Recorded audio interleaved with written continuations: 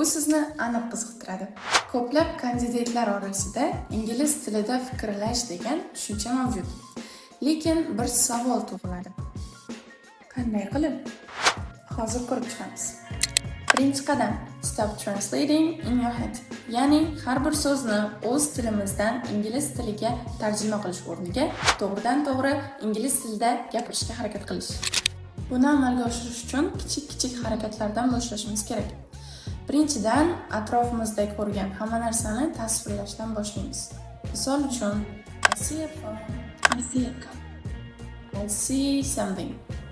Bundan tashqari, kun davomida bajargan ishlarimizni ingliz tilida aytsak bo'ladi. Misol uchun, I wake up at 6 o'clock. Qo'shimchasiga talk to yourself in English, ya'ni o'z-o'zimizga ingliz tilida gapirish. I'm hungry. Should I eat sandwich? Yeah, of course. Ikkinchi qadam.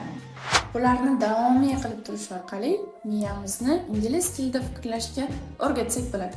Don't forget, consistency is the key.